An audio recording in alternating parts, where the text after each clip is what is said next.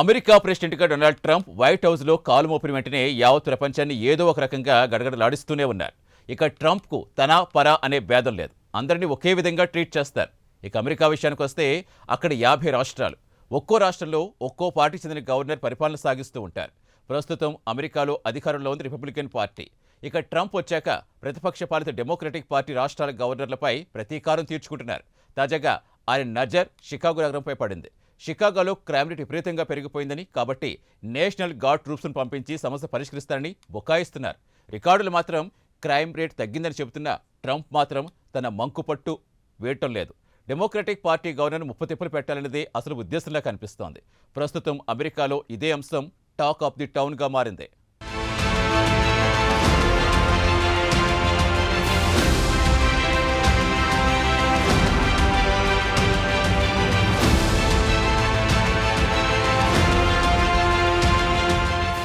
ప్రపంచవ్యాప్తంగా రాజకీయాలు కలుషితమయ్యాయి. ప్రతిపక్ష పార్టీలను రాచి రంపాన పెడితే కానీ రాజకీయ నాయకులకు సంతృప్తినివ్వవు.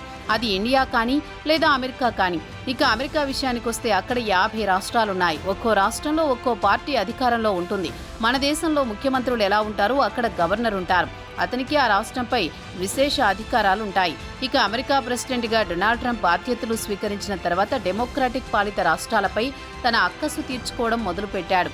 ఇటీవల ఆయన కన్ను షికాగో నగరంపై పడింది. ఇక షికాగోను ఉద్దేశించి కిల్లింగ్ ఫీల్డ్ అని, హెల్ హోల్ అని, murder capital of the world అంటూ ఎంత భ్రష్టు పట్టించాలో అంతా పట్టించేశాడు. షికాగో క్రైమ్ రేటు తనకు పెద్ద తలనొప్పిగా మారిందని, తరచూ కావాలనే ఉద్దేశపూర్వకంగా ఆ రాష్ట్ర గవర్నర్ ప్రతిష్టను భంగపరచాలని లేనిపోని ఆరోపణలు గుప్పిస్తున్నాడు. ఆ రాష్ట్ర గవర్నర్ తన రాష్ట్రంలో వాస్తవానికి క్రైమ్ రేటు తగ్గిందని గణాంకాలతో సహా చెప్పినా అదేమీ పట్టించుకోకుండా తాను నేషనల్ గార్డ్ ట్రూప్స్ను పంపించి సమస్యను వీలైనంత త్వరగా పరిష్కరిస్తానని బెదిరిస్తున్నాడు.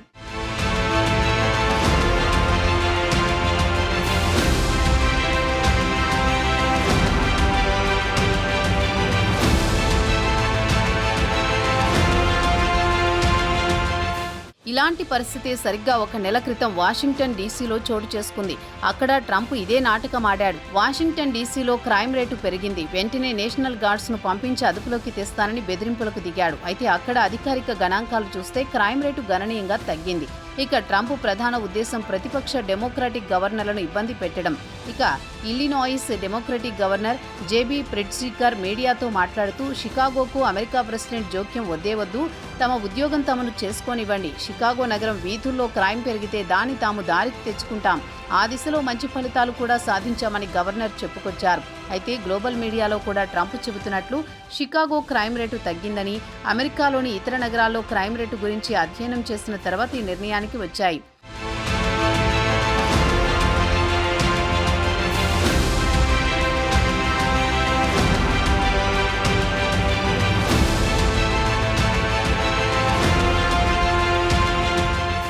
ఇక వాస్తవానికి చూస్తే షికాగో నగరంలో క్రైమ్ రేటు గణనీయంగా తగ్గిందని federal bureau of investigation FBI రికార్డులు చెబుతున్నాయి.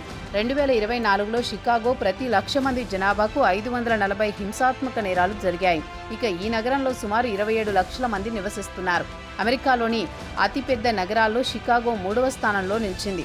ఇక ఇతర మెట్రోపాలిటన్ నగరాల్లో అయితే 1 కోటి కంటే ఎక్కువ జనాభా నివసిస్తూ ఉంటారు. దీనికి ఉదాహరణ చెప్పుకోవాలంటే న్యూయార్క్ నగరాన్ని తీసుకోవచ్చు.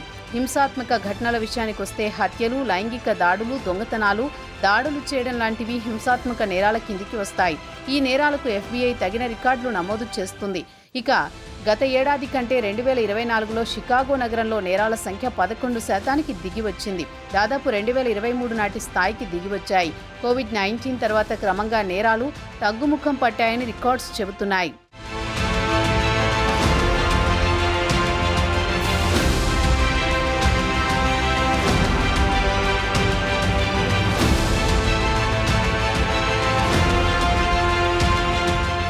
గత ఏడాది నేరాల విషయానికి వస్తే న్యూయార్క్, లాస్ ఏంజల్స్, వాషింగ్టన్ డీసీలో అత్యధికంగా హింసాత్మకమైన నేరాలు చోటు చేసుకున్నాయి. దీంతో పాటు మెంఫిస్, డెట్రాయిట్, బాల్టిమోర్లలో కూడా అత్యధికంగా నేరాలు చోటు చేసుకున్నాయి. అక్కడ ప్రతి 1,00,000 మంది జనాభాకు 1,500 క్రైమ్లు చోటు చేసుకున్నాయి. ఇక షికాగో పోలీస్ డిపార్ట్మెంట్ ప్రత్యేకంగా క్రైమ్ గణాంకాలను విడుదల చేసింది. షికాగో పోలీసులు కూడా చెప్పేదేమంటే వాస్తవానికి తమ నగరంలో నేరాల సంఖ్య గణనీయంగా తగ్గిందని చెబుతున్నారు. గత నెలలో విడుదల చేసిన తాజా గణాంకాలను బట్టి చూస్తే 2024తో పోల్చుకుంటే నగరంలో క్రైమ్ 5వ వంతు కంటే ఎక్కువగానే తగ్గాయని లెక్కగట్టి మరీ చెబుతున్నారు. షికాగోలో ఈ నెల 1వ తేదీన లేబర్ డే హాలిడే తర్వాత నగరంలో సుమారు 54 కాల్పుల ఘటనలు చోటు చేసుకున్నాయి. వారిలో 8 మంది ప్రాణాలు కోల్పోయారని ట్రంప్ తన సోషల్ మీడియా ట్రూత్లో పోస్టు పెట్టారు. కాగా ట్రంప్ పోస్టును అమెరికాలోని దాదాపు అన్ని మీడియా అవుట్లెట్లు ప్రముఖంగా ప్రచురించాయి.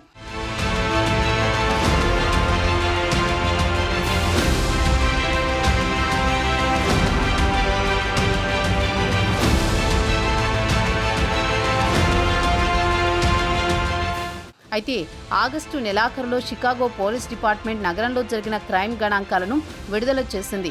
ఈ ఏడాది ఇప్పటి వరకు 278 మర్డర్లు జరిగాయని, గత ఏడాది ఇదే కాలంతో పోల్చుకుంటే 3వ వంతు తగ్గాయని చెప్పింది. 2024లో 8 నెలల కాలంలో సుమారు 591 హత్యలు జరిగాయని వివరించింది.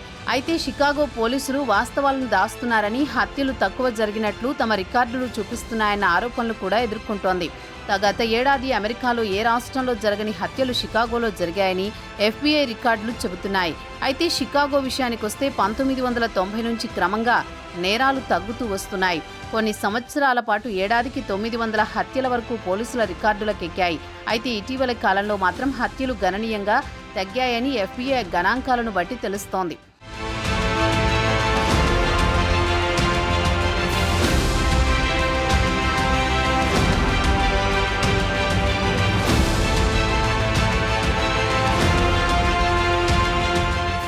గత ఏడాది అంటే 2024లో ప్రతి 1,00,000 మందికి 17 హత్యలు మాత్రమే జరిగాయి.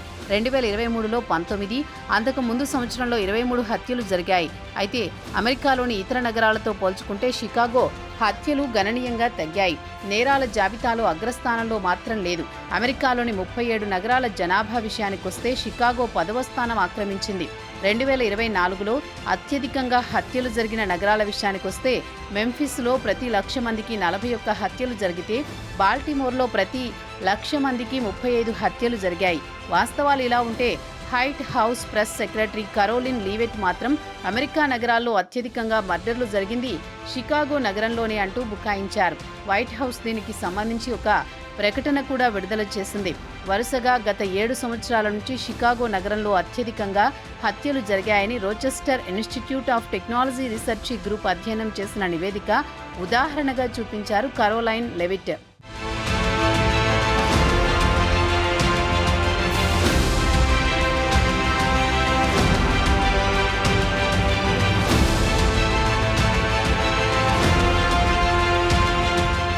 అయితే రోచెస్టర్ ఇన్స్టిట్యూట్ అధ్యయనం చేసింది మాత్రం వాస్తవమేనని, కేవలం 4 నగరాల శాంపిల్స్ తీసుకోవడంతో పాటు 10 లక్షల కంటే ఎక్కువ జనాభా ఉన్న నగరాలను లెక్కలోకి తీసుకుని ఆ నివేదిక ఇవ్వడం జరిగింది.